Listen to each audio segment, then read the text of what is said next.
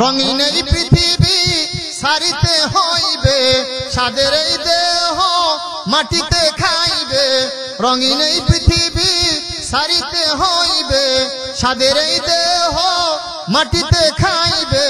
শূন্য হবে জিন্দেগানি, কার লাগিয়া এত মায়া এত চোখের পানি রে মন, কার লাগিয়া এত মায়া এত চোখের পানি। বলেন একটু, রঙিন এই পৃথিবী সারিতে হইবে, কি পারেন না বলেন আমার সাথে, রঙিন এই পৃথিবী সারিতে হইবে, সাদের এই দেহ মাটিতে খাইবে।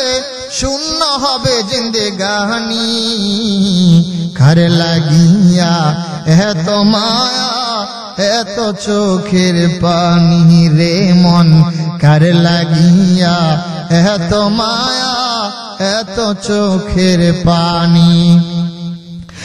সন্ধ্যা হলে ডুবিবে বেলা,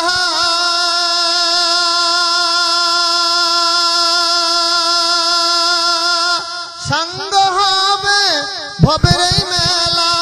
সন্ধ্যা হলে ডুবিবে বেলা, সাঙ্গ হবে ভবের এই মেলা। কেউ বা দিবে আখেরি গোসল, কেউ বা দেবে আখেরি গোসল, কেউ বা আনবে আতর দাহানি। কার লাগিয়া এত মায়া এত চোখের পানি রে মন, কার লাগিয়া এত মায়া এত চোখের পানি। রঙিন এই পৃথিবী ছাড়িতে হইবে, সাদের এই দেহ মাটিতে খাইবে।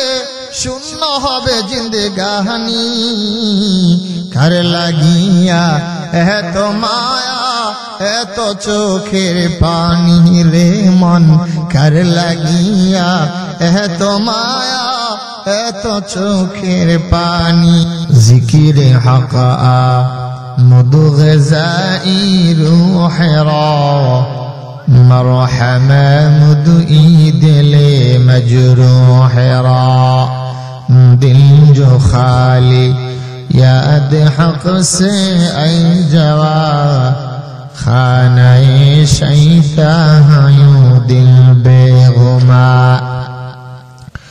حرق دارد خوف حق در دل مدد، جنة المأوى حد ورا مقام، لا إله إلا الله، لا إله إلا الله،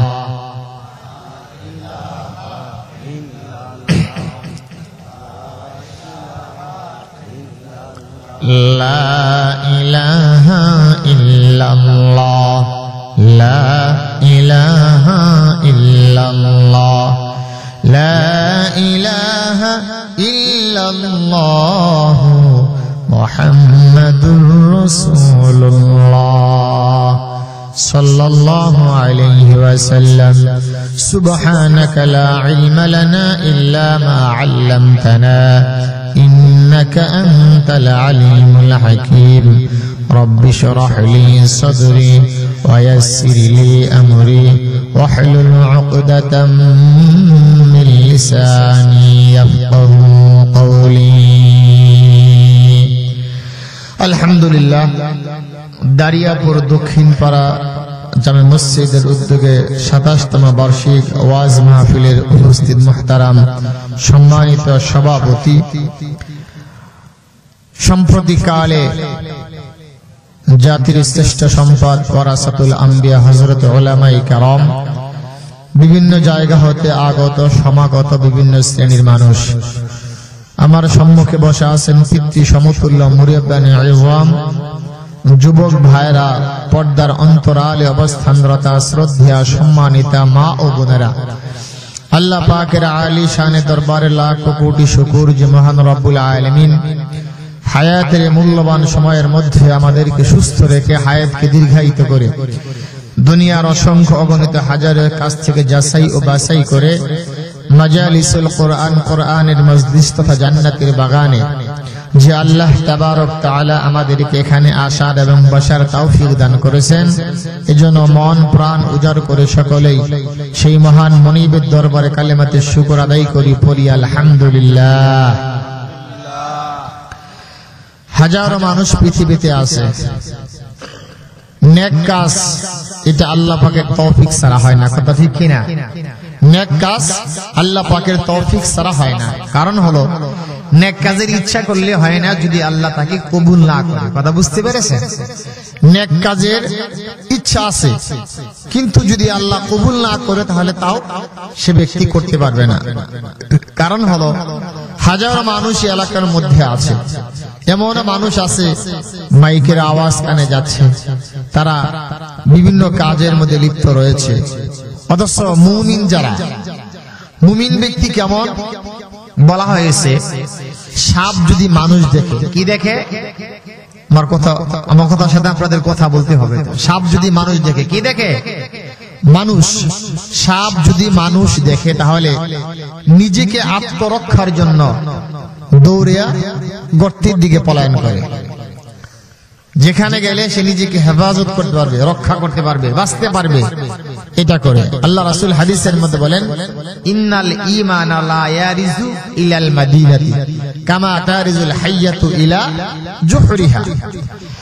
সাপ যেরকম মানুষ দেখলে গর্তের দিকে পলায়ন করে নিজেকে আত্মরক্ষার জন্য, ঈমানদার মুমিন বান্দা যারা, তারা কোরআনের আওয়াজ শুনলে, হাদিসের কথা শুনলে, তারা নিজেকে জাহান্নাম থেকে বাঁচানোর জন্য দৌড়েয়া তারা কোরআন এবং হাদিস শোনার জন্য আসে। চিৎকার মেরে বলেন সুবহানাল্লাহ।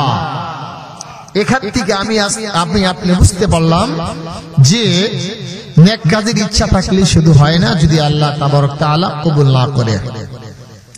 দুনিয়াতে অনেক মানুষ এসেছিল, আপনারা তাদেরকে দেখেছেন যে তারা দুনিয়ার জমিনে ছিল, তাদের পূর্বে ছিল, তাদের পূর্বে ছিল। এখন যারা আছে 100 বছর পরে তারাও থাকবে না, আমাদের কথা মনেও থাকবে না। দুনিয়া হলো ক্ষণস্থায়ী। দুনিয়া কি? ক্ষণস্থায়ী। দুনিয়াতে আল্লাহ তাবারক তাআলা মানুষকে ছেড়ে দিয়েছেন, মানুষের স্বাধীনতা আছে, জিনেদেরও স্বাধীনতা আছে, কিন্তু পৃথিবীতে এই দুইটা প্রাণী ছাড়া, মানুষ আর জিন, দুইটা প্রাণী ছাড়া আর কোন জিনিসের কি নাই? স্বাধীনতা নাই। ইচ্ছা করলে সে তার মন অনুযায়ী কাজ করতে পারে না। উদাহরণত যদি মনে করেন সূর্য, সে যদি বলে যে আমি বাংলাদেশের জমিনে রাত্রেবেলা উদিত হবে, এটা কি সম্ভব? বলেন, আপনারা কথা বুঝেন আমার কথা? আপনারা বুঝেন আমার কথা? তাহলে আমার সাথে আপনাদের কথা বলতে হবে। ওয়াজ শুধু আমরাই করবো, আপনারা কিছু করবেন না, আমরা বলবো, আপনারা আওয়াজ করবেন।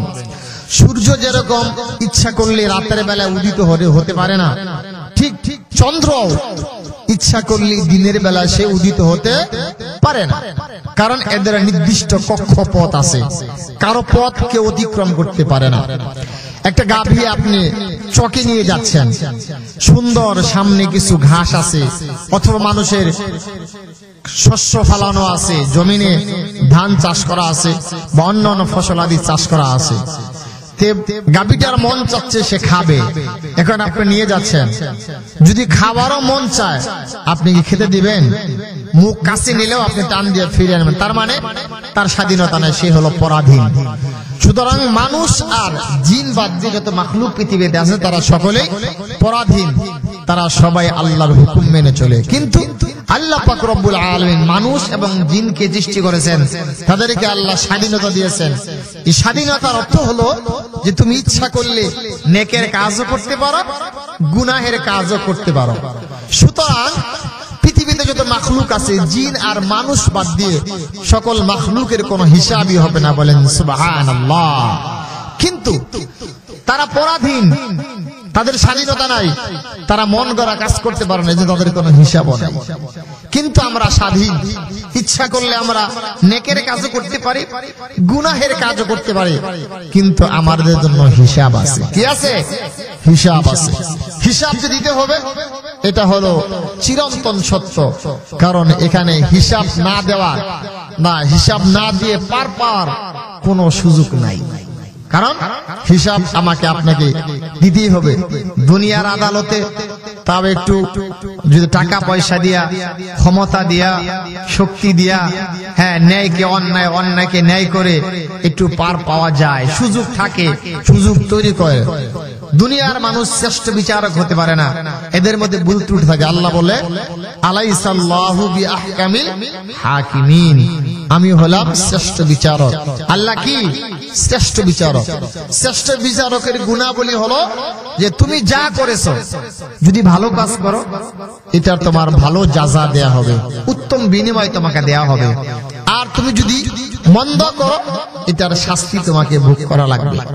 কারণ যদি এক ব্যক্তি ভালো কাজ করলো, ভালো কাজের বিনিময় সে কি উত্তম বদলা পেল, বিনিময় পেল, পক্ষান্তরে আরেক ব্যক্তি গুনাহ করলো, মন্দ কাজ করলো, সেও যদি সাজা না পেয়ে যদি মাফ পেয়ে যায়, তাহলে এটা শ্রেষ্ঠ বিচারকের গুণাবলীর মধ্যে পড়লো না। কেন? কারণ আল্লাহ হলো শ্রেষ্ঠ বিচারক। এজন্য যে যতটুকু করবে, অপরাধ যদি করে তার সাজা ভোগ করা লাগবেই। আর যদি সে বান্দা যদি ভালো কাজ করে, এর উত্তম বিনিময় আল্লাহ তাবারক তাআলা দিয়েই দিবেন। সুবহানাল্লাহ। এজন্য আমাদের সুযোগ আছে আজকে এই কোরআনের মাহফিল শোনার জন্য, এখানে আসার, নেক কাজ করার, বসার অনেক সুযোগ আছে। আমরাও যদি বলি, আল্লাহ যখন বলবে তোমার জীবনের কিছু কিছু অংশ কোথায় ব্যয় করেছো, ওইদিন আমি কি বলবো? যে এখানে দারিয়াপুর দক্ষিণ পাড়া মসজিদে মাহফিল হচ্ছিল আর আমি বসে বসে চায়ের দোকানে চা খাচ্ছিলাম। এই জবাব দিলেই কি মনে করছেন আল্লাহ আপনাকে ছেড়ে দিবে? এটা কি আল্লাহ ছেড়ে দিবে? ছেড়ে দেয় নাই। কারণ দুনিয়ার প্রত্যেকটা মানুষের হিসাব যে হবে তার প্রমাণ আল্লাহ রেখে দিয়েছেন। কি? আহাসিবান নাসু আন ইউতরাকু আন ইয়াকুলু আমান্না ওয়া হুম লা ইফতানুন। আল্লাহ রাব্বুল আলামিন বলেছেন, বান্দারে তুমি ইমানদার দাবি করো, তুমি বলেছো ইমানদার, আমি মুসলমান, ইমান এনেছি, ইমান গ্রহণ করেছি, এই জন্য আমি ইমানদারের খাতায়, ইমানদারের তালিকায় আমার নাম লেখা হয়েছে। আল্লাহ বলেছেন, বান্দারে না না, কারণ হলো সামান্য একটু ইমানের মৌখিক পরিচিত স্বীকৃতি দেওয়ার কারণে আমি আল্লাহ তাবারক তাআলা তোমাদেরকে ইমানদার বলে শিখিয়ে দেব না। কারণ হলো এই পৃথিবীতে যত মানুষ ইমানের দাবি করেছে, ইমান যারা এনেছে, ইমান যারা গ্রহণ করেছে, প্রত্যেকটা মানুষকে আমি আল্লাহ তাবারক তাআলা পরীক্ষার সম্মুখীন করেছি। বলেন সুবহানাল্লাহ। শুধু আমি তোমাদেরকে পরীক্ষা করব না, কারণ হলো এই পৃথিবীতে যারা সর্বশ্রেষ্ঠ মানুষ ছিল, যাদের গুনাহ করার কোনো শক্তি ছিল না, এ মুসলমান ইমানদার ও পর্দার অন্তরালের মা, যাদের গুনাহ করার কোনো ইখতিয়ার ছিল না, গুনাহ তারা নিজেরা করতে পারত না। কারণ এই পৃথিবীর জমিনে যত নবী রাসূল আল্লাহ তাবারক তাআলা সৃষ্টি করেছেন, প্রেরণ করেছেন, প্রত্যেকটা নবীকে আল্লাহ রাব্বুল আলামিন তার নিজ কুদরতি হাতে সকল প্রকার গুনাহ থেকে মাসুম রেখেছেন। বলেন সুবহানাল্লাহ। নবীদেরকে গুনাহ থেকে মাসুম রেখেছেন, কারণ হলো নবীরাও যদি কখনো ভুলবশত অপরাধ করে বসে, যদি কখনো গুনাহ যদি করে বসে, দুনিয়ার কাফের বেঈমানেরা বলবে, আল্লাহ যাদেরকে আপনি নবী হিসাবে মানুষের হেদায়েতের জন্য, পথ প্রদর্শকের জন্য যাদেরকে পাঠিয়েছিলেন, তারাও তো জীবনে গুনাহ করেছে, অপরাধ করেছে, ক্রাইম করেছে। এই কথা যেন বলতে না পারে, এই জন্য আল্লাহ তাবারক তাআলা দুনিয়ার প্রত্যেকটা নবী রাসূলদেরকে নিষ্পাপ করে, মাসুম করে আল্লাহ রাব্বুল আলামিন तमाम দুনিয়ার মধ্যে যে নজির স্থাপন করেছেন, এটা অন্য কোন প্রাণীর মধ্যে নাই। কিন্তু তারপরও তো আল্লাহ তাবারক তাআলা এই পৃথিবীর জমিনে প্রত্যেকটা নবী রাসূলকে কঠিন কঠিন ঈমানের পরীক্ষা দিয়েছেন। বলেন সুবহানাল্লাহ। তাহলে নবীরা যদি ঈমানের পরীক্ষা দিয়ে থাকে, আমি আপনি তো সাধারণ মুসলমান, আমার অবাক লাগে এত সুন্দর আয়োজনে এলাকাবাসী করেছে, কিন্তু আজকেও যদি তোমার মরণ হয়, কালকেই তো সকালবেলা তোমার সন্তান চর্বি হারাই করে যখন তোমারে কবরে নিয়ে যাবে, কাঁধে করে কবরে নামানোর পরে 3 মুষ্ঠ মাটি দিয়ে চলে আসবে। কতদিন পরে তোমার সন্তান কবরে যাবে এটা দুনিয়ার কেউ বলতে পারে না। বলেন কথা ঠিক কিনা? কিন্তু আজকে আমরা কবর ভুলে গেছি, আজকে আমরা জান্নাত জাহান্নামের কথা আমরা আমাদের মন মগজ ব্রেন বুদ্ধি থেকে বের করে দিয়েছি, কিন্তু আল্লাহ বলেছেন বান্দারে তুমি তোমার দেহের মধ্যে যা কিছু রয়েছে প্রত্যেকটা অঙ্গ প্রত্যঙ্গকে আমি আল্লাহ তাবারক তাআলা ময়দানে মহাশরে পুঙ্খানুপুঙ্খানুভাবে জিজ্ঞাসা করব। রাতের বেলা তুমি কোন অংশটুকু, রাতের যে অংশটুকু তুমি কোথায় কাটিয়েছিলে? কারণ হলো গভীর রাত পর্যন্ত তুমি জেগে জেগে ইহুদি খ্রিস্টানদের তুমি খেলা দেখে দেখে তুমি কত তোমার সময়টা কাটিয়েছো, কিন্তু পাশেই কোরআনের মাহফিল হচ্ছিল, কোরআনের কথাগুলো হচ্ছিল। ইচ্ছা করলে তুমি তোমার জীবনের সকল গুনাহগুলো আল্লাহর কাছে বলে মাফ করে দিতে পারতা, কিন্তু তা না করে তুমি তোমার সময়টা কোথায় ব্যয় করেছো? এতটুকুন কথা যদি আল্লাহ তাবারক তাআলা শুধু মাত্র জিজ্ঞাসা করে, আমার আপনার দুনিয়ার তামাম দুনিয়ার কোন মানুষের ক্ষমতা নাই আল্লাহ পাকের এক কাছে একটি সেকেন্ডের হিসাব দিয়া বান্দা জান্নাতে যায়। বলেন কথা ঠিক কিনা? এই কথা যখন মাঝি বলছেন, বলার সঙ্গে সঙ্গে হুজুর আরো আবেগ জড়িত কণ্ঠে কান্না শুরু করে দিলেন আর বললেন, মাঝি রে তুমি আসলে বুঝতে পারো না। কারণ হলো আমি তো আমার জীবনে কত আমল করেছি, কিন্তু আমি আমার জীবনে যত আমল করি না কেন আজ পর্যন্ত আমার জানা হয় না আমার কোন আমল আল্লাহর দরবারে কবুল হয়েছে কিনা। কিন্তু আমার এতটুকু বিশ্বাস হলো, আমি যখনই মাছের কথা বলেছি আমি বলেছি আল্লাহ এই বিশাল বড় নদীর থেকে যদি একটি মাছ যদি লাফ দিয়ে নৌকার মাঝখানে উঠতাম, সেটা মাঝিকে দিয়ে বা বাড়িওয়ালাকে দিয়ে আমি সেটা ভাজি অথবা রান্না করে দিতাম, রান্না করে খাওয়ার ব্যবস্থা করতাম। এই কথা বলার সঙ্গে সঙ্গে আমার মনে হলো আল্লাহ তাবারক তাআলা আমার এই কথাটা কবুল করেছে। কিন্তু আমার আফসোস হলো যদি এখন আমি মরে যাই, আমার অতীত জীবনের কোন আমল কবুল হয়েছে তা তো আমি জানি না। এ মুসলমান ইমানদার ও পর্দার অন্তরালের মা, এই কথা বলার সঙ্গে সঙ্গে হুজুর আরো বেশি করে কান্নাকাটি করেন, হায় আজকে যদি আমার মরণ হয় আর যদি আমার জীবনের কোন আমল যদি কবুল না হয়, তাহলে তো আমি তো গুনাহগার হিসেবে সাব্যস্ত হব, আমার স্থান তো জাহান্নামে হবে। কিন্তু এই যে একটি মাছের কথা বলেছিলাম, আল্লাহ আমার কথাটা কবুল করে মাছ এখানে উঠেছে। আমি যদি এখানে মাছের কথা না বলে যদি আমি আমার জীবনের সকল গুনাহের কথা বলতাম, আল্লাহ আপনি আমার সকল গুনাহগুলো মাফ করে দিন আর আমার জীবনের সকল আমলগুলো আপনি কবুল করে নেন, আমার মনে হলো এই কথা বললে আল্লাহ তাবারক তাআলা আমার পিছনের সমস্ত গুনাহগুলো মাফ করে দিতেন আর আমার সকল আমলগুলো আল্লাহর দরবারে কবুল হয়ে যেত, আর আমি আমার আল্লাহর কাছে ঈমানদার মুমিন বান্দা হয়ে জান্নাতের রাস্তা দিয়ে আমি জান্নাতে পৌঁছাইতে পারতাম। বলেন সুবহানাল্লাহ। বেহেশত আজারে নবাশো কাসে রাবা কাসে গারে नबाशो या इलाही मुझसे मुझको दूर कर ताकि देखो मुझ में तुझको एक नजर। তাহলে মানুষ যেরকম যেরকম তার চিন্তাটাও সেরকম। আমার আপনার মানুষ হলে, আমার আপনার মতো মানুষ হলে তাদের খুশির কোনো শেষ থাকতো না, কিন্তু যে যেমন চিন্তা করে আল্লাহ তাবারক তাআলা তাকে সেই পরিমাণে সেই কাজের প্রতি তাকে অটুট রাখে। এজন্য আল্লাহর ওলি বলেছেন, আল্লাহ যদি আমার জীবনের সমস্ত আমল যদি কবুল না হয় তাহলে আমি জাহান্নামী হয়ে যাব। এজন্য মাছের কথা না বলে আমি যদি আমার এই কথাগুলো যদি গুনাহের জন্য আর আমি যদি জাহান্নাম থেকে বাঁচার জন্য যদি বলতাম, আমার সকল অপরাধগুলো ক্ষমা হয়ে যেত, জাহান্নাম থেকে বেঁচে যেতাম, আমার স্থান হতো জান্নাতের মধ্যে। এই কথা বলে আল্লাহর ওই বান্দাগুলো কান্নাকাটি করতেছেন। আমি পাগল হইলাম এর দুনিয়া।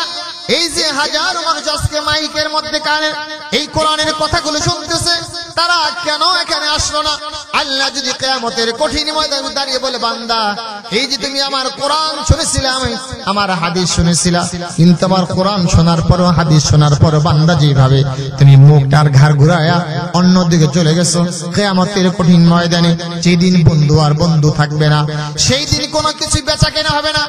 আজকে যদি আপনি বিপদে পড়েন, মুসিবতে পড়েন, আপনার সম্পদ থাকলে আপনার সম্পদ বিক্রি করে আপনাকে ভাই, আপনার বন্ধু আপনাকে বিপদ থেকে বাঁচিয়ে নিয়ে আসবে।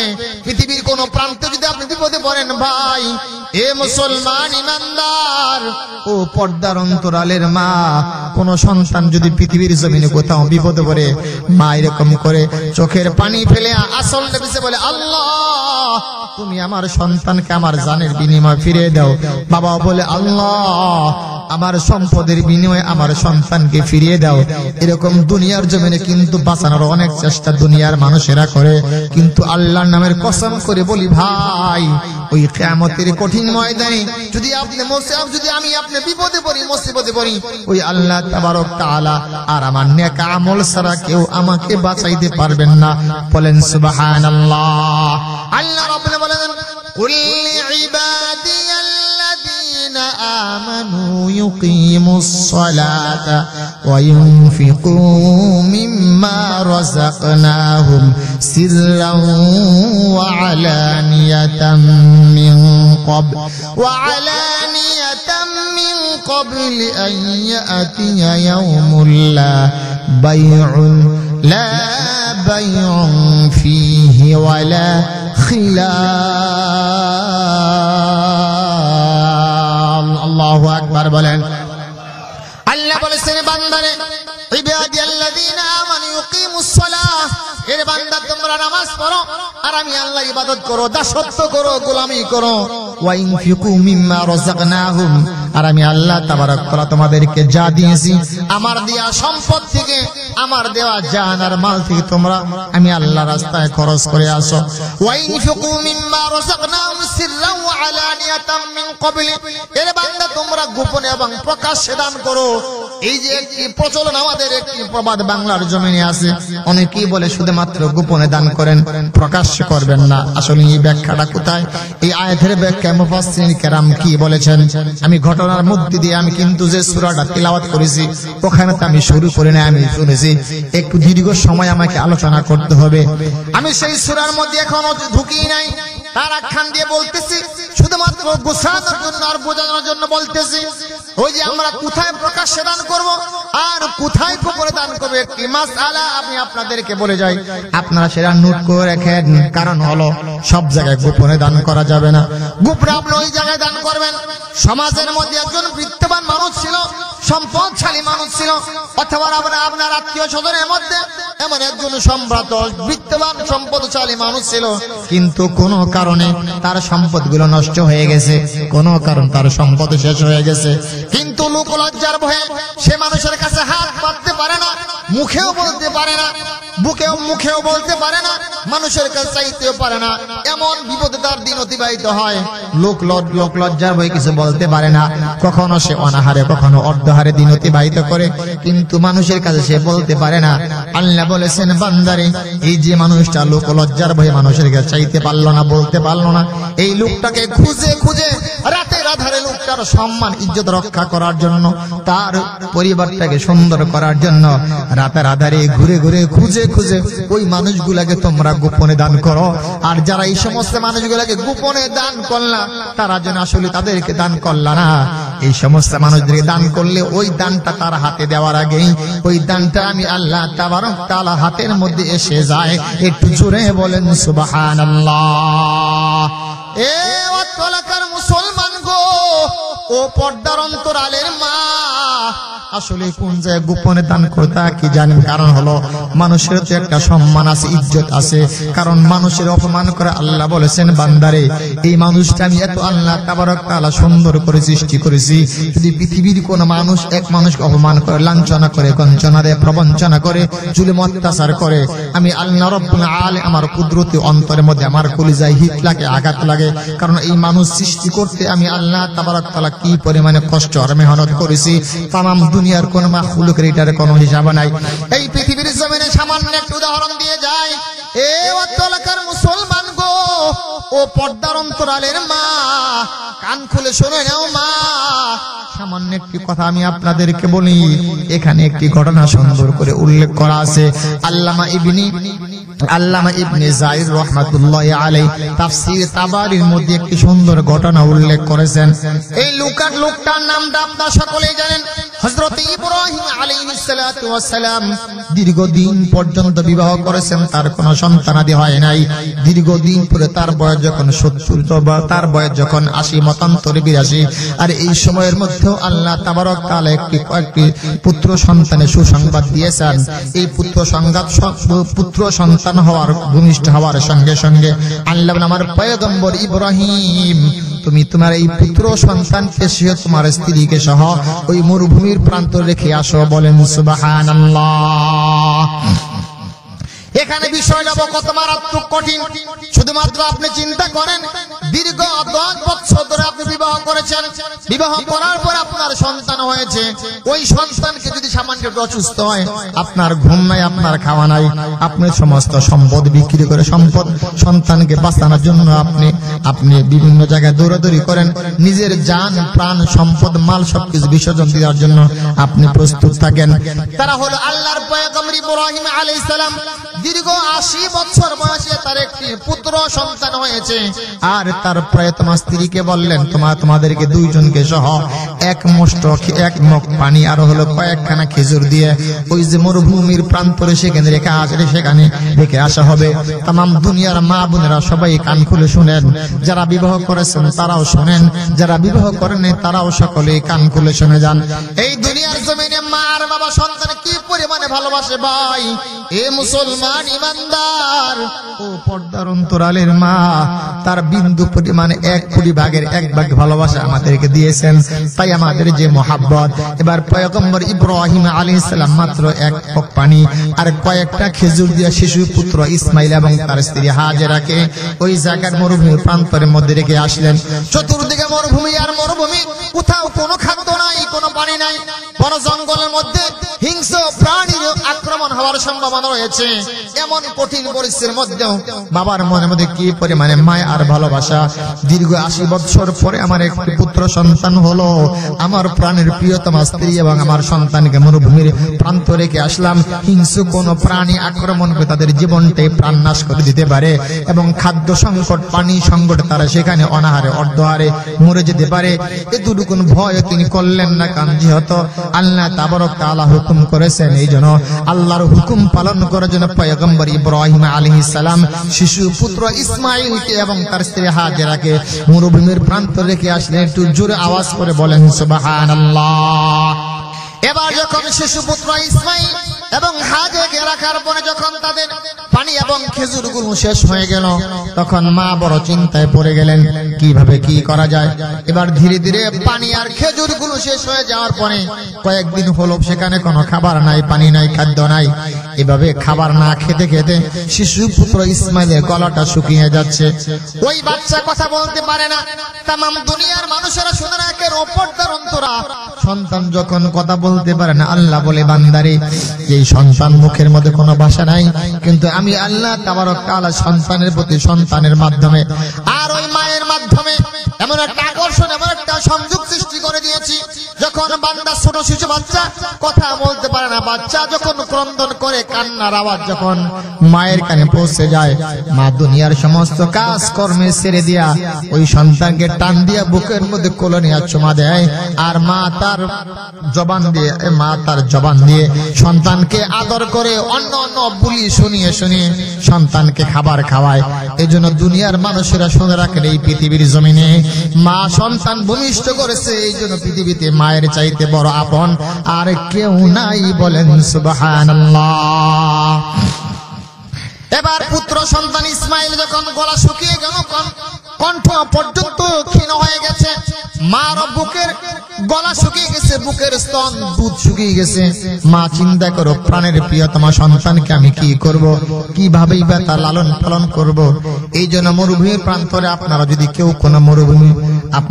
কেউ হজ করে থাকেন, হজ্জে বাইতুল্লাহ করে থাকেন, অথবা যদি আপনারা কোনো চরান্তরে যেয়ে থাকেন, দেখবেন যখন প্রচন্ড খরা রৌদ্র হয়, প্রচন্ড খরা রৌদ্র যখন হয়, তখন ওই খরা রৌদ্রের মধ্যে যখন সূর্য সূর্য যখন মধ্য গগনে থাকে, মধ্য গগনে থাকার কারণে সূর্যের প্রখর কিরণ যখন এই মাটির বা বালুর উপরে পড়ে, তখন বালিগুলি চিক চিক চিক চিক করে, দূর থেকে মনে হয় পানি পানি, অথই আর পানি, ওটাকে বলা হয় মরিচিকা।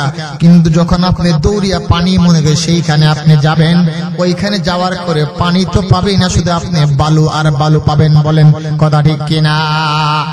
এবার যখন আপনি আবার অন্য প্রান্তে যাবেন, ওই যে মা হাজেরা শিশু সন্তান ইসমাইল কান্নাকাটি করে, কান্নাকাটি করার কারণে ও পর্দার অন্তরালের মা, মায়ের কলিজা শুকিয়ে গেছে, মায়ের কণ্ঠ দিয়ে কথা বলতে পারে না, মায়ের হলো বুক ভরা আহাজারি কান্না, মায়ের বুকের দুধটাও পর্যন্ত শুকিয়ে গেছে।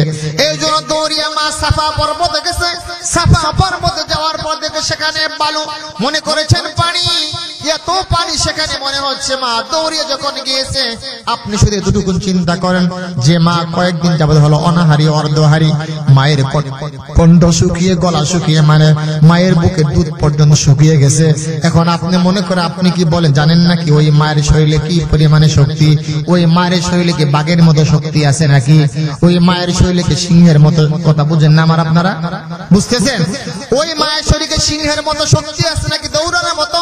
তা নাই। কারণ হলো মা, যেই মা নিজেই খেতে পারে না, চলতে পারে না, কিন্তু সন্তানের বুক ফাটা কান্না হাজারে দেখে মা দৌড়িয়া একবার সাফা পর্বতে গেছে।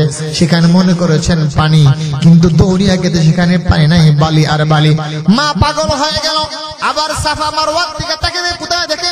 সাফা পর্বতে দাঁড়িয়ে দেখে ওই যে মারওয়া পর্বত দেখে মনে হয় সেখানে পানি রয়েছে, কিন্তু যখন প্রচন্ড খরা রোদ্রের মধ্যে সূর্য যখন মধ্য গগনে, তখন কিন্তু ওই সূর্যের কিরণটা, প্রখর কিরণ, প্রখর আলোটা যখন বালির মধ্যে পড়েছে, সেখানে মনে করেছে পানি আর পানি। এই পানি দেখার কারণে মা আবার দৌড়িয়া সন্তানকে বাঁচার জন্য সেই মারওয়া পাহাড়ে গিয়েছেন, কিন্তু সেখানেও গিয়ে দেখে শুধু পানি নাই, সেখানে বালি আর বালি। এই দৃশ্য দেখার পরে মায়ের কলিজা পর্যন্ত ফেটে যাচ্ছে। মা আর কান্না ধরে রাখতে পারতেছে না, আর বলতেছে আল্লাহ দীর্ঘদিন পরে একটি সন্তান দিয়েছ আল্লাহ, এই সন্তান ভূমিষ্ঠ হতে গিয়েই তো আমার জীবনটা প্রায় শেষ হয়ে গেছে। এই সন্তান ভূমিষ্ঠ করতে গিয়েই তো আমার কত কষ্ট হয়েছে। মনে হয় আমাকে মনে হয় 10 বার জবাই করা হলে যেই পরিমাণে কষ্ট হতো, তাম দুনিয়ার সন্তানরা শুনে রাখেন। এবার মা বলে আল্লাহ আমাকে 10 বার জবাই করা হলে যেই পরিমাণে কষ্ট হতো, তাম দুনিয়ার মারা শুনে রাখেন। ও ছেলে সন্তান, কন্যা সন্তান, ভাই বোনেরা শুনে রাখেন। এবার হযরতে যখন এবার হাজরা যখন বললেন আল্লাহ একটা সন্তান ভূমিষ্ঠ হলে আমার যেই পরিমাণে কষ্ট হয়েছে, আমাকে 10 বার জবাই করলে এই পরিমাণে কষ্ট হতো না। তাম দুনিয়ার মায়েরা বোনেরা শুনে রাখেন, তাহলে আমি আপনি যখন ভূমিষ্ঠ হয়েছিলাম, আমার আপনার মায়ের কি পরিমাণে কষ্ট হয়েছিল। এই জন্য মা রাতের আধারে গভীরে উঠে উঠে আমাকে আপনাকে বুকের দুধ পান করাইছে, কষ্ট হতে দেয় নাই। আর আমরা কেমন সন্তান হলাম, সেই মাকে বড় হয়ে ভালো চাকরি করে মাকে আমরা বৃদ্ধাশ্রমে রেখে আসি। একটু চিৎকার মানে বলেন নাউযুবিল্লাহ। আল্লাহ যদি বলে বান্দারে তোর মা তোকে একবার বুকের দুধ পান করাইছিল, তুমি যদি তোমার জন্ম থেকে মৃত্যু পর্যন্ত তুমি সারা জীবন যদি তোমার মায়ের গোলামি করো, আমার আল্লাহ রাব্বুল আলামিন বলেছেন বান্দারে তোমার মাকে যদি তুমি 70 বার জবাই করে যদি তুমি তোমার জীবনটা বিলিয়ে দাও, এক দুধের ঋণ তুমি পরিশোধ করতে পারবে না। तमाम দুনিয়ার সন্তান শুনে রাখেন, আমরা কেমন সন্তান হলাম। আমরা সেই বাবাকে সেই মাকে বৃদ্ধাশ্রমে রেখে আসি।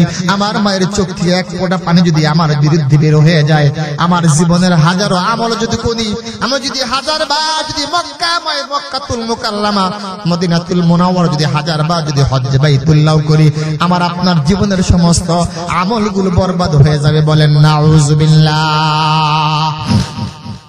এবার যখন হাজরা যখন দৌড়াদৌড়ি করতে লাগলো, এবার আল্লাহ রাব্বুল আলামিনের বড় কষ্ট হলো, মায়া লাগলো। হায় রে, একটা সন্তান ভূমিষ্ঠ করতে গিয়ে এই সন্তানকে বাঁচাইতে গিয়ে যে মা ওই যে সাফা মারওয়ায় দৌড়াদৌড়ি করে, পানির পিছনে দৌড়ে দৌড়ে মা কখনো হুশ কখনো বেহুশ, কখনো সামনে পড়ে কখনো পিছনের দিকে পড়ে যায়। গায়ের মধ্যে শক্তি নাই। মা একবার সামনের দিকে পড়ে আবার পিছন দিকে পড়ে। আল্লাহ রাব্বুল আলামিন বলেছেন, মারে ওরে মা তোমার একটা সন্তান ভূমিষ্ঠ হওয়ার কারণে এত মায়া এত মোহাব্বত, যাও তোমাকে আসান করে দিলাম, তুমি যে পানির জন্য দৌড়াদৌড়ি করতেছো সাফা মারওয়ার মধ্যে, আমি আল্লাহ তাবারক তাআলা তোমার শিশু সন্তান ইসমাইল তোমার যে পায়ের গোড়ালিতে যে জায়গার মধ্যে আঘাত করেছে, ওই আঘাতের সঙ্গে সঙ্গে আল্লাহ তাবারক তাআলা ওই মাটিটা ফেটে ভেঙে ওখান থেকে একটা বিশাল বড় পানির ফোয়ারা বের করে দিলাম। একটু জোরে বলেন সুবহানাল্লাহ। আয় বেরাদার দূরে বাসাস ইয়ারে বদ, ইয়ারে বদু বদু তোর বুয়াদাজ মারে বদ, মারে বদ তন হাত রবার জাসনাত, ইয়ারে বদু ওর জান ঈমানত জনাত, ইয়ারে বদ আ রদ তোরা সোয়ে জাহিম, ইয়ার নে কো ঘিরতায়া বিনাইম। তাহলে আল্লাহ তাআলা সেখানে কি করলেন? ওই যে শিশু পুত্র ইসমাইল যখন পায়ের গোড়ালিতে আঘাত করেছেন, আঘাত করার সঙ্গে সঙ্গে আল্লাহ তাবারক তাআলা মাটি ভেঙে মাটি ফেরে সেখানে একটা সুন্দর পানির ফোয়ারা বের করে দিয়েছেন। ইতিহাসের পাতা যার নাম লেখা হয়েছে জমজম কূপ। ওই জমজম কূপের পানির মধ্যে আল্লাহ তাবারক তাআলা 4 প্রকারের মেডিসিন রেখেছেন, বলেন সুবহানাল্লাহ। ওই জমজম কূপের পানির মধ্যে 4 প্রকারের মেডিসিন রেখেছেন, মানে ঔষধ দিয়েছেন। 1 নম্বর হলো ওই বান্দা ওই পানি যদি কোনো বান্দা পান করে, পান করার সঙ্গে সঙ্গে বান্দার পানি যদি ক্ষুধা লাগে, ওই পানির মধ্যে আল্লাহ রাব্বুল আলামিন খাদ্য দিয়েছেন। ওই পানি যদি কোনো বান্দা পান করে, পান করার সঙ্গে সঙ্গে আল্লাহ তাবারক তাআলা ওই বান্দার ক্ষুধাটা নিবারণ করে দিবেন, বলেন সুবহানাল্লাহ। বান্দার মধ্যে অসুস্থ রয়েছেন, শরীরে শক্তি নাই, ওই শক্তির যোগান আল্লাহ তাবারক তাআলা দিয়েছেন। এমন মেডিসিন এমন ভিটামিন সেখান থেকে দিয়েছেন, বান্দা যখন ওই পানি পান করবে, পানি পান করার সঙ্গে সঙ্গে আল্লাহ বলেছেন বান্দারে ওই পানি বান্দা যখন পান করবে, পান করার সঙ্গে সঙ্গে বান্দার দিলের পক্ষে সকল প্রকার যত ক্লান্তি আর অবসাদ আছে সবগুলো দূর করে বান্দা সতেজ আর ফ্রেশ হয়ে যাবে। একটু জোরে বলেন সুবহানাল্লাহ। বান্দা যদি ওখানে অসুস্থ হয়, অসুস্থ হওয়ার সঙ্গে সঙ্গে বান্দা সুস্থ হয়ে যাবে। এইভাবে আল্লাহ তাবারক তাআলা 4 প্রকারের মেডিসিন জমজম কূপের মধ্যে রেখে দিয়েছেন। আল্লাহ বলেছেন বান্দারে এই পৃথিবীর জমিনে এত সুন্দর মেডিসিন ওয়ালা পানি তোমরা কোথায় পেলা? কারণ হলো 1 বালতি বা সামান্য একটু ডিঙ্কি একটু পানি আর্সেনিক মুক্ত একটি পানি পান করতে, অথবা আর্সেনিক মুক্ত একটা টিউবওয়েল স্থাপন করতে লক্ষ লক্ষ টাকা খরচ সরকার খরচ করে।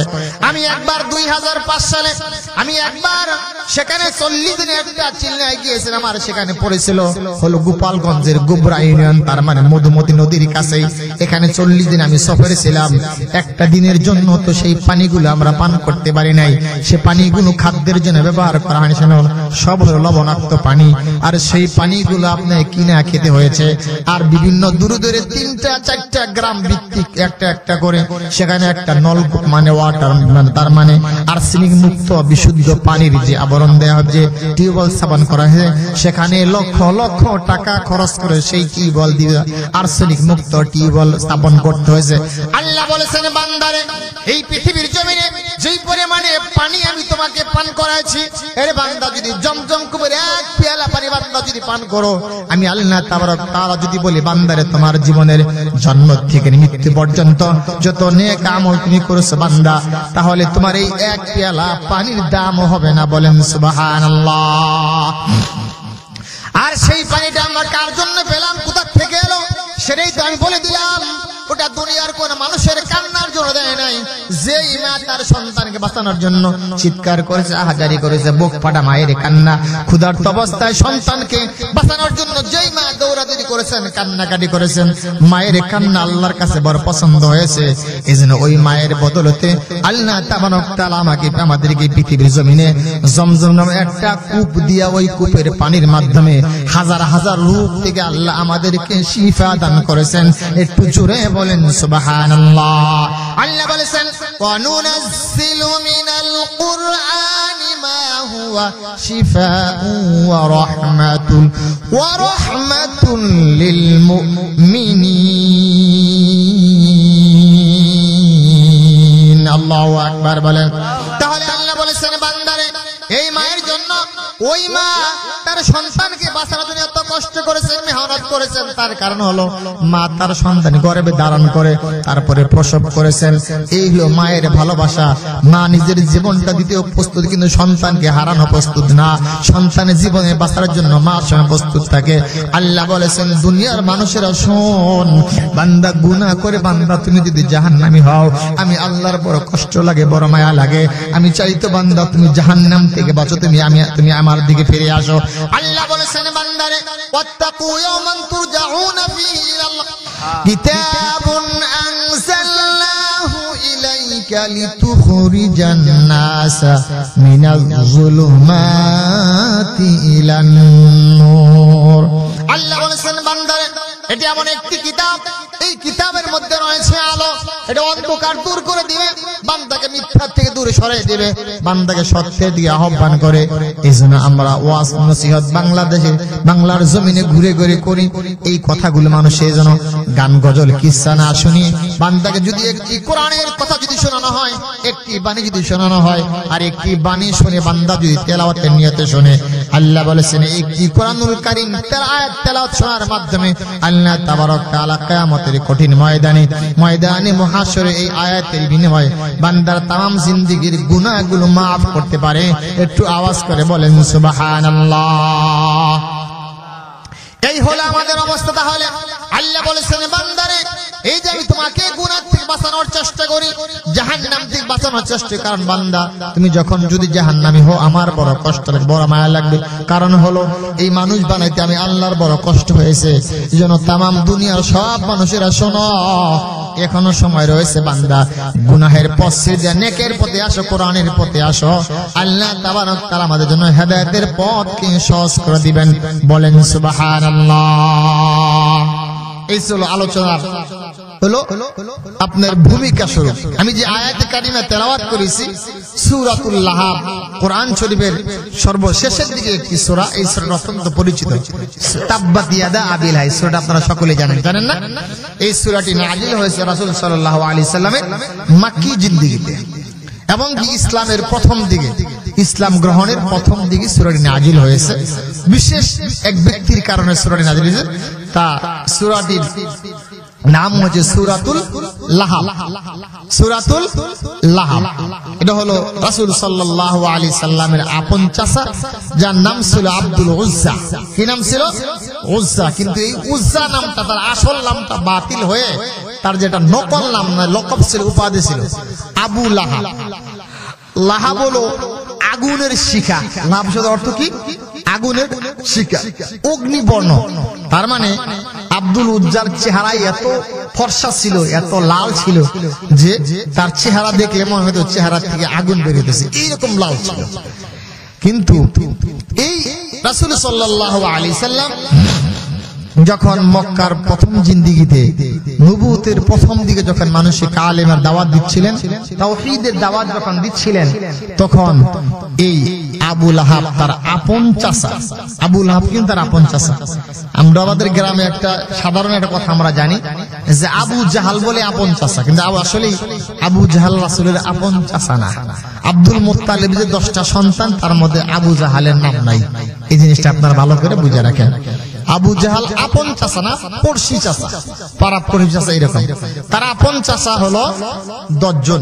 10 জন তো বাপি, আর 9 জন হলো চাচা। সবগুলোর নাম আমি বলতে পারবো না। যাই হোক, তার মধ্যে আবু লাহাব, এই আব শব্দের অর্থ হলো পিতা, আল্লাহ শব্দ হলো অগ্নিশিখা বা অগ্নিবর্ণ। কেন তার নাম এ হলো যে তার নামের মধ্যে আবু লাহাব এই জন্য হয়েছে যে তার চেহারার মধ্যে যে চেহারা থেকে যে আগুন বের হতো, অতিরিক্ত লালের কারণে তার চেহারা থেকে মনে হয় লাল আগুন বের হইতেছে। এই জন্য ওই অগ্নির নামেই তার নামকরণ করা হয়েছে। কেন? কারণ সেই ব্যক্তি তার আপন চাচা মুহাম্মদ সাল্লাল্লাহু আলাইহি ওয়াসাল্লামকে বেশি কষ্ট দিয়েছেন। বলেন নাউযুবিল্লাহ। কখন নাজিল হয়েছে সূরাটা?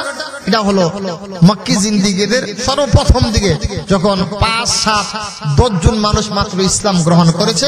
আর ধীরে ধীরে ইসলাম যখন আলো ছড়াচ্ছে, অন্ধকার দূরীভূত হয়ে যখন আলো যখন বিচ্ছুরণ ঘটাচ্ছে, তখন ওই সময় সূরা নাজিল হয়েছে। কেন? কারণ ওই সময়ের মধ্যে রাসূল আকরাম সাল্লাল্লাহু আলাইহি সাল্লাম সাফা পর্বত, ওই কিছুক্ষণ আগে বলে সাফা বললাম, এই সাফা পর্বতের পদদেশে উঠে উনি ডাকতেছেন, ইয়া সাহাবা ইয়া সবা ইয়া সবাহা ইয়া সবাহা এই শব্দ বলে ডাকতেছেন। তদানীন্তন সময়ে এই ডাকটা ছিল একটু বিপদের কারণ, একটু বিপজ্জনক ডাক ছিল। এই ডাকটা শুনলে সবার অন্তরে ভয়ের কম্পন সৃষ্টি হইতো, না জানি কোন মুসিবত আসে, এই বলে ডাকতেছে। ডাক শুনে সকলেই মনে করে ওই জায়গার মধ্যে হাজির হয়েছে, সাফা পর্বতের পাদদেশে হাজির হয়েছে। কিভাবে ডাকছে? وأنذر عشيرتك الأقربين وخفض جناحك لمن اتبعك من المؤمنين فإن عصوك فقل إني بريء مما تعملون الله رب العالمين বান্দারে ওয়ানদির আশীরাতাকাল আকরাবিন, ও আমার পয়গম্বর আপনি আপনার সমস্ত আত্মীয় স্বজন পরিবার বর্গস্থ আপনার নিকট আত্মীয় যারা তাদেরকে আপনি জাহান্নামের আগুন থেকে বাঁচান। ওয়ানদির আশীরাতাকাল আকরাবিন ওয়াখফিদ জানাহাকা লিমান ইত্তাবাআকা মিনাল মুমিনিন, কারণ হলো আপনি তাদেরকে জাহান্নামের আগুন থেকে বাঁচানোর চেষ্টা করুন, কারণ হলো জাহান্নাম বড় কঠিন জায়গা। এই কথাগুলো যখন বলার জন্য হযরত রাসূল করিম সাল্লাল্লাহু আলাইহি সাল্লাম ওই যে সাফা পর্বতে উঠে যখন দাঁড়িয়ে বললেন ইয়া সবাহা, ও আমার সাহাবীরা, ও আব্দুল মুত্তালিবের বংশধর, ও বা আবুল হাসিমের বংশধর, বা এরকম করে বংশধর ধরে ধরে যখন ডাকছিল, এই ডাক শুনে শুনে সমস্ত মানুষেরা সেইখানে সাফা পর্বতের পাদদেশে হাজির হয়েছে। হাজির হওয়ার পরে পয়গম্বর আরবি সাল্লাল্লাহু আলাইহি সাল্লাম বললেন, দুনিয়ার মানুষেরা শুনে রাখো, আমি যদি একটি কথা তোমাদেরকে বলি তোমরা আমার কথা বিশ্বাস স্থাপন করবে নাকি? সকলে বললেন কি বলবেন? আমার পয়গম্বর বললেন, তোমরা মনে করো আমি যেই পাহাড়ের মধ্যে দাঁড়িয়ে আছি, এই পাহাড়ের অপোজিট মানে অপর পাশে একটা শত্রু বাহিনী আছে, ওই শত্রু বাহিনী তোমাদেরকে আক্রমণ করতে পারে, এই কথাটা তোমরা বিশ্বাস করো নাকি? সকল মানুষই বলল, কেন বিশ্বাস করবো না? কারণ যেই লোকটা জন্ম থেকে দীর্ঘ 40 বছর পর্যন্ত লোকটা জীবনে কোনোদিন মিথ্যা কথা বলে নাই। দুনিয়ার কাফের সকল বেঈমানরা তার নাম রেখেছে আল আমিন, সে হলো সত্যবাদী। তার জীবনে একটি মিথ্যা কথা বলা হয় নাই, কেউ কোনোদিন প্রমাণ করতে পারে নাই। সেই লোকটা যদি বলে পাহাড়ের পাদদেশ থেকে মানে অন্য অপর সাইড থেকে শত্রুপক্ষ আক্রমণ করে আমাদের জীবন নাশ প্রাণ নাশ করে দিবে, আমরা কেন বিশ্বাস করব না? আমরা সকলেই বিশ্বাস করব। বিশ্বাস করে নিলাম। সকলে যখন বিশ্বাস করে নিল, ওখানে কিন্তু সমস্ত গোত্রের লোকদের সেখানে হাজির হয়েছিল, কিন্তু তারা পঞ্চাশ দাঁড়িয়ে বলল, আমার ভাতিজা হে আব্দুল্লাহর ছেলে মুহাম্মদ, তুমি কি এই কথা বলার জন্য আমাদেরকে ডেকেছিলে নাকি? তখন বললেন, হ্যাঁ চাচা, এই কথাগুলো বলার জন্য আমি ডেকেছি। বলে তার কারণ কি? তার কারণ হলো আপনারা এক আল্লাহকে ছেড়ে দিয়ে কেন আপনারা সূর্যরা মাছের গাছের পূজা করেন, কেন আপনারা মাটি দিয়ে মূর্তি বানা সেগুলো পূজা করেন, কেনই বা আপনারা পাথরের পূজা করেন? এই পূজা যদি আপনারা করেন, সে আল্লাহ তাবারক তাআলা আপনাদেরকে সৃষ্টি করেছেন তার পূজা বাদ দিয়া, তার ইবাদত তার উপাসনা না করে আপনারা কেন মূর্তি পূজা করেন? কিয়ামতের কঠিন ময়দানে আল্লাহ বলেছেন, বান্দারে দুনিয়ার জমিনে তোর হাজারো অপরাধ থাকতে পারে, গুনাহ থাকতে পারে, আমি আল্লাহ সবই মাফ করতে পারি, কিন্তু বান্দা যদি আমার মতো একজনকে বানিয়ে তোমরা তার কাছে চাও, তার কাছে তোমরা যদি ভালো মন্দের চাও, তার কাছে তোমরা তোমাদের ভাগ্যে গণনা যদি করতে যাও, তোমার ভাগ্যে কি আছে, তোমার ভালো মন্দ এগুলো যদি জানতে চাও, তার কাছে তোমরা যদি কোনো ইবাদত করো, তার নামে করো, এগুলো আমি আল্লাহ রাব্বুল আলামিন সহ্য করতে পারবো না। কারণ হলো আমি আল্লাহ তাবারক তাআলা তোমাদেরকে সৃষ্টি করেছি। আল্লাহ বলেছেন, বান্দারে আমার মতো একজনকে বানিয়ে তোমরা যদি চাও, আমি আল্লাহ রাব্বুল আলামিন বড় কষ্ট পাই। এজন্য আমার পয়গম্বর বললেন, তোমরা এই সেই পূজাগুলো তোমরা করতে যেগুলো সমস্ত শিরিক এমন একটা মারাত্মক গুনাহ, পিঁপড়া যেরকম হেঁটে গেলে তার পায়ের আওয়াজ দুনিয়ার মানুষ শুনতে পায় না। আল্লাহ বলেছেন, বান্দারে শোন, বান্দা যদি তোমার জীবনে যদি শিরিকের একটি গন্ধ থাকে, শিরিকের একটু সামান্য সিটা পড়াও যদি থাকে, পিঁপড়া যেরকম হেঁটে গেলে তারা পায়ের আওয়াজ যেরকম শুনতে পায় না, আমার আপনার জীবনে যদি সামান্য পরিমাণে সরষের দানা পরিমাণে শিরিক যদি থাকে, শিরিক এরকম করে আমার আমল নামাটা বরবাদ করে দিবে। আগুনের মধ্যে লাকড়ি যেরকম পুইরা ছাই হয়ে যায়, একটা শিরিক কিন্তু আমার আপনার জীবনের সমস্ত নেক আমলগুলো ভস্মীভূত করে দিতে পারে, নিষ্পেষিত করে দিতে, জ্বালিয়ে শেষ করে দিতে পারে। এজন্য আমার পয়গম্বর বললেন, তোমরা যেহেতু আমার আপনজন, তোমরা জাহান্নাম থেকে বাঁচো। ওয়ানজির আশীরাতাকাল আকরাবিন, এই কথা যখন বললেন, বলার সঙ্গে সঙ্গে আমার পয়গম্বর প্রতি মারাত্মক কটূক্তি করলেন তার আপন চাচা। এখন আমি আপনাদেরকে যদি প্রশ্ন করি ভাই, কারণ হলো যদি আপনার শত্রু সে যদি আপনার আঘাত করে আপনার মনে কেমন কষ্ট লাগবে না? কারণ শত্রু আপনাকে আঘাত করতেই পারে, কিন্তু আপনার বন্ধু আপনার ভাই যদি আপনাকে যদি কোনো কটূক্তি করে, আপনাকে যদি খারাপ আচরণ করে, তাহলে শত্রু যাতে আপন জনের আঘাত কিন্তু বড় মারাত্মক কঠিন হয়। এবার সকল মানুষই যখন স্বীকার করে নিলেন আপনি যা বলেছেন সত্যই বলেছেন, কিন্তু তার আপন চাচা বললেন না না, তুমি এই কথা বলার জন্য আমাদের ডেকেছ, তুমি ধ্বংস হয়ে যাও। আব্দুল্লাহর ছেলে মুহাম্মদ তুমি ধ্বংস হয়ে যাও। তামাম দুনিয়ার মানুষেরা শুনে রাখেন, দেখেন যে মুহাম্মদকে আবু লাহাব ধ্বংস হওয়ার জন্য বলেছেন, আল্লাহ বলেছেন দুনিয়ার জমিনে হাজার অপরাধ করেছে, অন্যায় করেছে, এগুলো আমি আল্লাহ তেমন কিছু মনে করি নাই। কিন্তু যখন তুমি আমার কলিজার মধ্যে, মানে আমার বন্ধু হলো, আমার মুহাম্মদ হলো আমার কলিজা, আমার বন্ধুকে যখন আঘাত করেছে আমি আল্লাহ সহ্য করতে পারি নাই। এজন্য আল্লাহ তাবারক ওয়া তাআলা তার প্রতি রাগ আর গুসা করে এই সূরাতুল লাহাব নাজিল করেছেন। তার মানে আবু লাহাবের ধ্বংস কামনা করেছেন, তাকে জাহান্নামের মধ্যে দিয়েছেন। একটু জোরে বলেন সুবহানাল্লাহ। যখন সেই রকম করেছে বলেছেন তাব্বালাকা লিহাযা জামাআতানা, এই আমার ভাতিজা মুহাম্মদ তুমি কেন আমাদের এখানে ডেকেছো এই কথা বলার জন্য? তারা বললেন হে কাকা, কারণ আমি স্পষ্ট দেখতে পাচ্ছি শিরকের গুনাহ আপনাদেরকে জাহান্নামে নিয়ে যাবেন। চাচা আপনি জানেন কি জাহান্নাম বড় মারাত্মক কঠিন জায়গা? বলে জাহান্নাম বলে কি? বলে জাহান্নাম হলো এমন কঠিন, আল্লাহ রাব্বুল আলামিন এই কথাটা কোরআনের মধ্যে বলেছেন, কুল্লামা নাদিজাত জুলুদুহুম বাদদালনাহুম জুলুদান গায়রাহা লিয়াযুকুল আযাব। আল্লাহ বলেছেন বান্দারে, দুনিয়ার আগুনে জাহান্নামের আগুন কি পরিমাণে পার্থক্য হতে পারে? আসমান আর জমিন পার্থক্য। দুনিয়ার আগুন যদি বান্দা তোমার হাতের মধ্যে লাগে শুধু তোমার হাতখানায় পুড়ে যাবে, বান্দা তোমার যদি পায়ের মধ্যে লাগে শুধু তোমার পা খানা পুড়ে যাবে, দেহের যে কোনো জায়গার মধ্যে লাগবে সেই জায়গাটুকু পুড়ে যাবে। কিন্তু জাহান্নামের আগুন কত মারাত্মক কঠিন জানো বান্দা? জাহান্নামের আগুন তোমার দেহের যে কোনো জায়গার মধ্যে লাগবে, লাগার সঙ্গে সঙ্গে তোমার কলিজা পর্যন্ত পুড়ে ছাই হয়ে যাবে। বলেন নাউযুবিল্লাহ। আমার পয়গম্বর বলেন, ও আমার চাচা আমি স্পষ্ট দেখতে পাচ্ছি, কারণ হলো জাহান্নামের কত আগুন কত মারাত্মক কঠিন হবে চাচা, যদি সেখানে আপনি জ্বলেন আমার তো বড় মায়া লাগে, বড় কষ্ট লাগবে।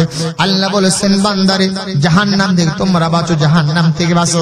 এই জন্য তো বলেছেন, এই কথা যখন বললেন বলার সঙ্গে সঙ্গে সে বলল তুমি ধ্বংস হয়ে যাও, তাব্বালাকা লিহাযা, তুমি ধ্বংস হয়ে যাও মুহাম্মদ। এই কথা বলার সঙ্গে সঙ্গে আল্লাহ তাবারক তাআলা সহ্য করতে পারে নাই, এজন্য ওই আবু লাহাবের ধ্বংস কামনা করে আল্লাহ তাবারক তাআলা ওই সময়ের মধ্যে সূরাতুল লাহাব নাজিল করেছেন। একটু জোরে বলেন সুবহানাল্লাহ। আল্লাহ বলেন তাব্বাত ইয়াদা আবি লাহাবি ওয়া তাব্বা মা আগনা আনহু মালুহু ওয়া মা কাসাব। আল্লাহ বলেন তাব্বাত ইয়াদা আবি লাকা, হে আবু লাহাব তুমি আমার বন্ধুর ধ্বংস কামনা করেছো, আমার বন্ধু ধ্বংস হবে না। কারণ হলো গোটা দুনিয়ার সমস্ত মানুষের জন্য নয়, গোটা দুনিয়ার সমস্ত মাখলুকাতের জন্য আমি আমার পয়গম্বরকে রহমত হিসেবে বানিয়েছি। এর আবু লাহাব তুমি কি জানো আমার পয়গম্বর কি মর্যাদা? আমার পয়গম্বর যে রাস্তা দিয়ে হেঁটে যেত, রাস্তার দুই পাশের গাছগুলো তাকে সালাম দিতে। বলেন সুবহানাল্লাহ। আমার পয়গম্বর যে পথ দিয়ে হেঁটে যেত, ওই পথের মধ্যে যদি কোনো সূর্য থাকতো, সূর্যের আলো যদি তার জন্য কষ্ট হয়ে যেত, তাহলে সূর্যের আলো যদি তার জন্য কষ্টের কারণ হতো, তাহলে মেঘের খণ্ড তার উপরে তার মাথার উপরে ছায়া দান করতো। বনের হিংস্র প্রাণী পর্যন্ত আমার পয়গম্বরকে দেখে সালাম করেছেন। বনের বাঘ বিষাক্ত সাপ আমার পয়গম্বর দেখে রাস্তা ছেড়ে দিয়েছেন। আমার পয়গম্বর যদি কোনো শক্ত পাথরের মধ্যে পা রাখতেন, আমার পয়গম্বরের রহমত বরকতের কারণে পাথরটা নিচু হয়ে যেত, পাথরের মধ্যে পায়ের ছাপ পড়ে যেত। বলেন সুবহানাল্লাহ। ইমামুল আউয়ালিন আল আখিরিন বহর সদকা রহমাতাল লিল আলামিন সাইয়্যিদুল কাওনাইন খাতমুল মুরসালিন আখির মদবুদ ফখরুল আউয়ালিন শুধু ওয়াজুদাস রহমাতাল লিল আলামিন মসজিদে শুধু হামারা এ জমিন লা ইলাহা ইল্লাল্লাহ। মনে শান্তি মিলবে, ঠিক না? এই জবানে, তার নাম জপিলে দেহ মনে শান্তি মিলিবে, ইহকালে শান্তি পরকালে মুক্তি। পড়ুন সবাই, ইহকালে শান্তি পরকালে মুক্তি দেবেন মুদের সেই আল্লাহ তাআলা। আল্লাহ রাব্বুল আলামিন তার পয়গম্বরকে কি পরিমাণে ভালোবেসেছেন। দুনিয়ার মানুষ আবু লাহাব তার ধ্বংস কামনা করেছে, আল্লাহ রাব্বুল আলামিন আর সহ্য করে নাই, শুধু ধ্বংসই কামনা করে নাই। আবু লাহাব যখন পাথর হাতে নিয়েছিল, ছোট ছোট পাথর দিয়ে যখন আমার পয়গম্বরের দিকে ছুঁড়েছিল, আল্লাহ বলেছেন দুনিয়ার মানুষেরা শোনো, আমার পয়গম্বর শরীরে মধ্যে মশা মাছি বসা হারাম, সেখানে দুনিয়ার মানুষ যদি কোনো পাথর দিয়ে আঘাত করে আমি আল্লাহ রাব্বুল আলামিন সহ্য করতে পারি না, আমার বড় মায়া লাগে। এই জন্য আবু লাহাবের ধ্বংস কামনা করে সে এত গর্ব করেছিল, অহংকার করেছে, বলেছিল ভাতিজা তোমার আল্লাহ যদি আমাদেরকে জাহান্নামে দেয়, যদি আমরা ধ্বংস হয়ে যাই, তাহলে আমি আমার সম্পদ দিয়া, আমার ক্ষমতা দিয়া, তদানীন্তন সময়ে তারা ছিল মক্কার super power, Abu Jahl, Abu Lahab, Utba, Shaiba, Nazir ibn Haris, As ibn Wail, Walid ibn Mughira, Utba ibn Muhit, Utba ibn Rabia, Utba ibn Shaiba, এদের মতন বড় বড় মক্কা লিডার পারসন লোক যারা ছিল, তারা পৃথিবীর সুপার মক্কার সুপার পাওয়ার ছিল, ধন সম্পদের কোনো কমতি ছিল না। কিন্তু আল্লাহ বলেছেন বান্দা ধন সম্পদ সন্তানে বাহাদুরি দেখেও না, এই সমস্ত মানুষগুলো তো ইচ্ছা করলে আমি আল্লাহ তাবারক তাআলা এই দুনিয়ার জমিনতে ধ্বংস করে দিতে পারি। বলেন কথা ঠিক কিনা? আল্লাহ বলেছেন বান্দারে আলাম তারা কাইফা ফাআলা রাব্বুকা বিআদ ইরামা যাতিল ইমাদ আল্লাতী লাম ইখলাক মিসলুহা ফিল বিলাদ ওয়া সামুদ আল্লাযীনা জাবুস সাখরা বিল ওয়াদ। আল্লাহ বলেছেন বান্দার তোমরা দেখো, আলাম তারা কাইফা ফাআলা রাব্বুকা বিআদ, তোমরা কি দেখো নাই যে আদ বংশের প্রতি আমি আল্লাহ তাবারক তাআলা কি করেছিলাম। যে সমস্ত মানুষগুলা তারা এত বিশাল বড় বড় ছিল, তাদের শক্তি এত বিশাল পরিমাণে ছিল, বট বৃক্ষের মতো বিশাল বড় বড় গাছগুলো বাম হাত দিয়ে ডান্ডা মোছাতে উঠে ফেলতে পারতো, তাহলে কি পরিমাণে শক্তি তাদের ছিল। কিন্তু আমি আল্লাহ তাআলা সেই মানুষগুলাকে পৃথিবীর জমিন থেকে ধ্বংস করে দিয়েছি, নাম নিশানা পর্যন্ত আমি নিচ্ছিন্ন করে দিয়েছি। তোমরা কি দেখো নাই? তারপরে আল্লাহ দিলাম ইখলাক মিসলুহা ফিল বিলাদ, ওই সমস্ত মানুষগুলো যারা দেশের মধ্যে বিশৃঙ্খলা সৃষ্টি করেছিল, এখন দেখবেন পৃথিবীর জমিনে কিছু মানুষ বিশৃঙ্খলা করে, দল শক্তি পাওয়ার যদি ক্ষমতায় থাকে তারা কোন মানুষকে তাওয়াক্কা করে না। আল্লাহ বলেছেন দুনিয়ার মানুষেরা দেখো, ইতিহাস কাউকে কিন্তু ক্ষমা করে নাই। ইতিহাস তোমরা খুঁজে খুঁজে দেখো, যদি কোন মানুষ শক্তির ক্ষমতা, যদি শক্তির বাহাদুরি দেখায়, যদি ক্ষমতার বাহাদুরি দেখায়, সম্পদের বাহাদুরি দেখায়, আল্লাহ বলেছেন বান্দার এই পৃথিবীর জমিনে আমি আল্লাহ তাবারক নমরুদকে কি পরিমাণে শক্তি আর ক্ষমতা দিয়েছিলাম, ফেরাউনকে কি পরিমাণে শক্তি আর ক্ষমতা দিয়েছিলাম, আমি আবু লাহাব, ওয়ালিদ ইবনে মুগীরাকে, উতবা ইবনে রাবিয়াকে আমি কি পরিমাণে সম্পদের প্রাচুর্য দিয়েছিলাম। শুধু আমি তাই কি করেছিলাম, আমি তো সামুদ জাতিকে আমি আল্লাহ এই পরিমাণে শক্তি দিয়েছিলাম। যেই সমস্ত পাথরের পাহাড় ছিল, যেই পাথরগুলো ক্রেন ছাড়া, ক্রেন মেশিন ছাড়া কাটা যায় না, ওই পাথরের পাহাড় কেটে কেটে ওই সামুদ জাতির লোকেরা যখন বিল্ডিং তৈরি করেছিল, আর তাদের হযরত হুদ আলাইহিস সালাম কে বলেছিলেন তোমরা এখনো এক আল্লাহকে বিশ্বাস করো, তাওহীদকে বিশ্বাস করো। তারা বলেছিলেন না না, আমরা যেহেতু পাথরের পাহাড় কেটে কেটে বিশাল বড় বড় গগন বিল্ডিং তৈরি করেছি, কোনো কিছু আমাদেরকে ধ্বংস করতে পারবে না। আল্লাহ বলেছেন দুনিয়ার মানুষেরা দেখ, এই সমস্ত মানুষগুলো তো আমি আল্লাহ তাবারক তাআলা পৃথিবীর জমিন থেকে ধ্বংস করে দিয়েছি, তাদের নাম নেওয়ার মতো কোনো লোক নাই। বলেন সুবহানাল্লাহ। এই পরিমাণে শাস্তি দিয়েছিলেন। এজন্য আবু লাহাব বলেছিল তোমার আল্লাহ যদি আমাকে ধরে পাকড়াও করে, আমার তো মা আগনা আনহু মালুহু ওয়া মা কাসাব, আমার তো অনেক সম্পদ আছে, আমার অনেকগুলো সন্তান আছে, এই সন্তান দিয়া সম্পদ দিয়ে আমি আল্লাহর কাছ থেকে পানাহ চেয়ে নেব। সকলেই বলেন নাউযুবিল্লাহ। আল্লাহ কি সন্তান নেন নাকি? আল্লাহ কি সন্তান চাবেন নাকি? আল্লাহ কি সম্পদের মুখাপেক্ষী নাকি? আল্লাহ বলেছেন বান্দারে দুনিয়ার সব মানুষ হলো ফকিরের দল, দুনিয়ার সব মানুষ হলো ভিক্ষুক। কারণ হলো তুমি যদি প্রধানমন্ত্রীকে চাও, প্রধানমন্ত্রী তো নিজের চাহিদা পূরণ করতে পারে না, সে অন্য দেশ থেকে ভিক্ষা করে, অন্য দেশকে সাহায্য এনে তোমাকে চালায়। যদি তুমি মন্ত্রীর কাছে চাও, মন্ত্রী তো নিজের চাহিদা পূরণ করতে পারে না, তোমাকে কি দিয়ে? তুমি এমপির কাছে যাবা, এমপি নিজের চাহিদা পূরণ করতে পারে না, এ মুসলমান ইমানদার, ও পর্দার অন্তরালের মা, যদি এই সন্তান যদি বারবার বাবার কাছে চায়, বাবা বলে মাঝে মাঝে বলে তোমার মতো সন্তান আমার দরকার নাই, যদি মার কাছে বারবার আহাজারি আর্তনাদ করে বলে তোমার মতো সন্তান আমার দরকার না, প্রয়োজন নাই, কারণ তোমার বিরক্তি আমার আর ভালো লাগে না, আল্লাহ বলেছেন দুনিয়ার সব মানুষেরা শোন, তোর মার কাছে বেশি চাইলেও তোমার মা বিরক্ত হয়, বাবার কাছে চাইলে বেশি চাইলে বেশি বিরক্ত হয়, কিন্তু আমি আল্লাহ এমন কুদরতওয়ালা, আমার কাছে সকল জিনিসের খাজানা আছে, ভান্ডার আছে। বান্দা তুমি চাবার সঙ্গে সঙ্গে আল্লাহ তাবারক তাআলা তোমার জন্য সকল রহমত বরকতের দরজাগুলো খুলে দিবে। বলেন সুবহানাল্লাহ।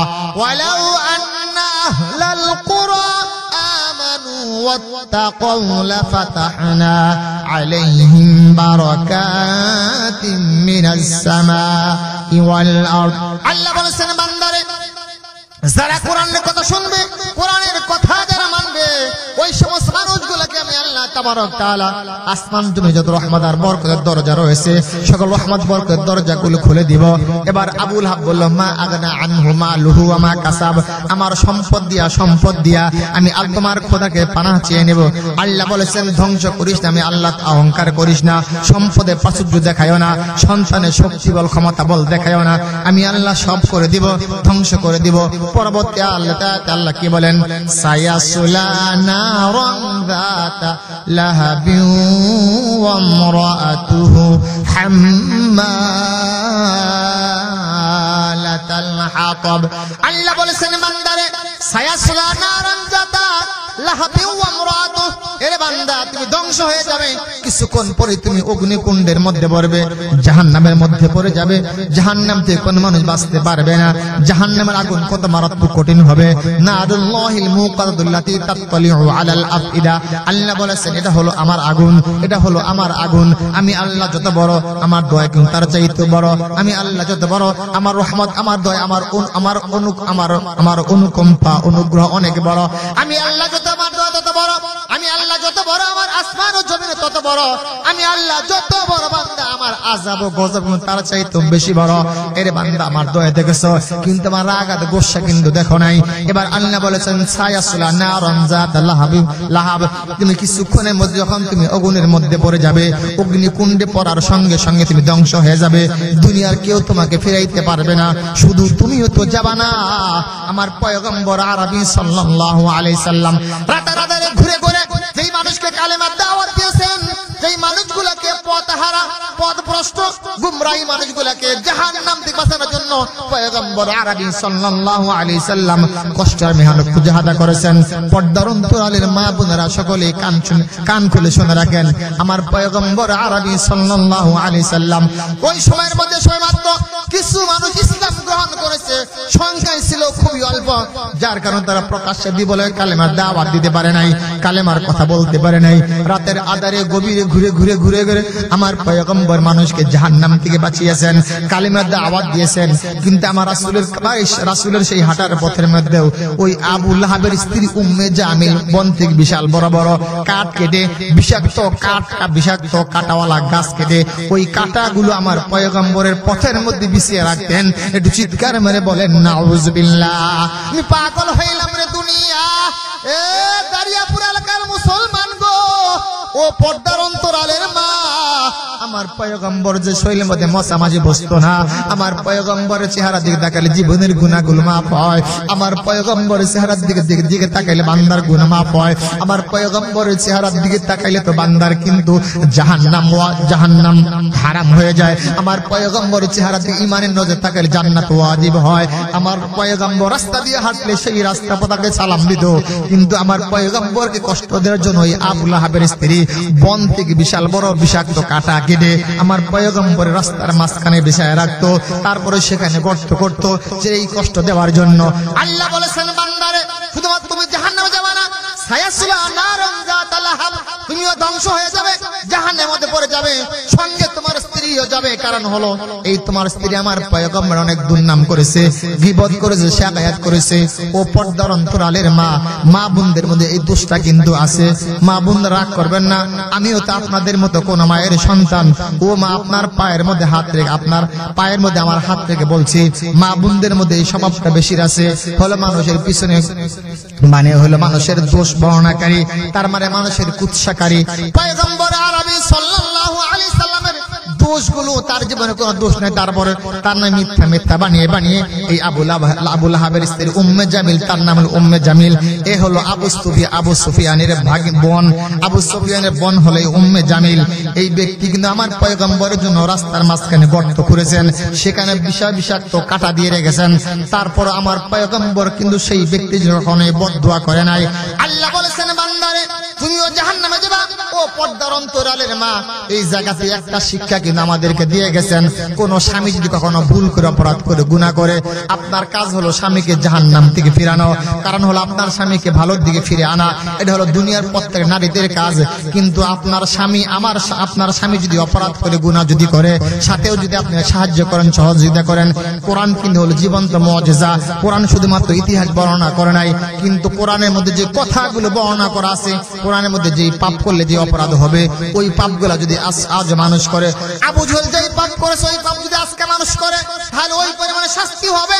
হযরত লূত আলাইহিস সালাতু ওয়াস সালামের কওমের লোকেরা, তারা পুরুষে জিনা করত, ওই শাস্তি তাদের জন্য যেরকম ছিল, যদি আজ এই জমিনের মানুষগুলা যদি করে, ওই শাস্তি কিন্তু দেওয়া হবে।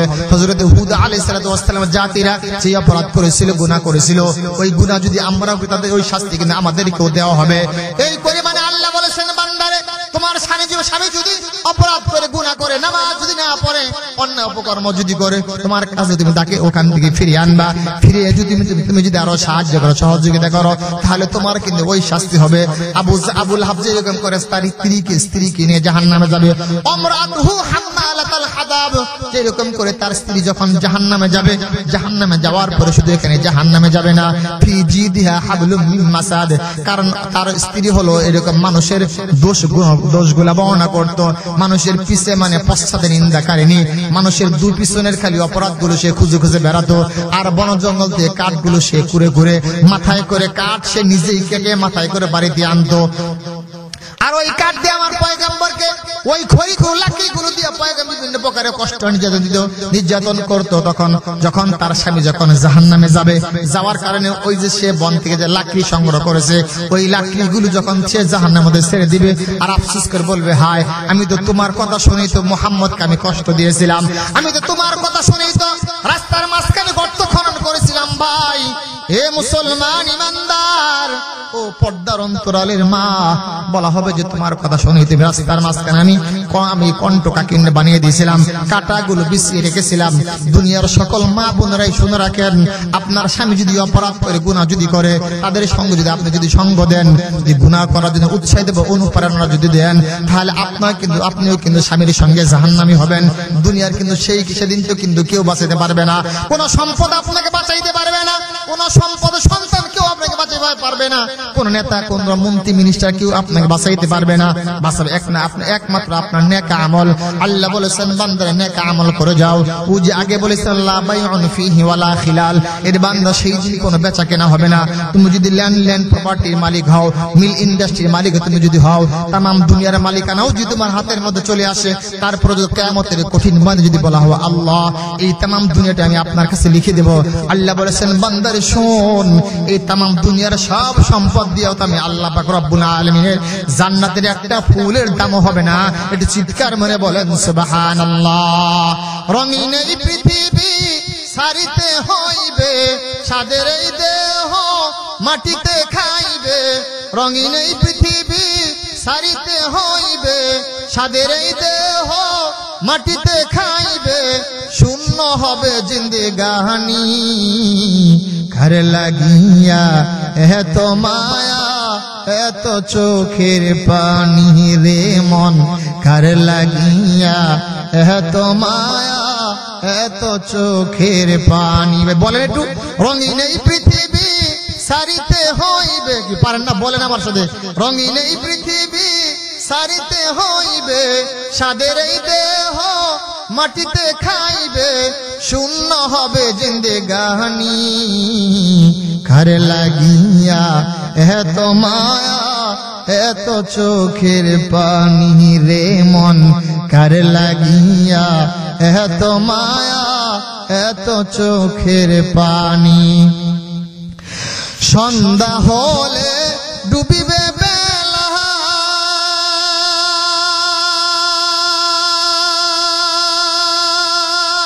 সাঙ্গ হবে ভবের এই মেলা সন্ধ্যা হলে ডুবিবে বেলা সাঙ্গ হবে ভবের এই মেলা কেউ বা দিবে আখেরি গোসল কেউ বা দেবে আখেরি গোসল কেউ বা আনবে আতর দাহানি কার লাগিয়া এত মায়া এত চোখের পানি রে মন কার লাগিয়া এত মায়া এত চোখের পানি রঙিন এই পৃথিবী ছাড়িতে হইবে সাদের এই দেহ মাটিতে খাইবে শূন্য হবে জিন্দেগানি কার লাগিয়া এত মায়া এত চোখের পানি রে মন কার লাগিয়া এত মায়া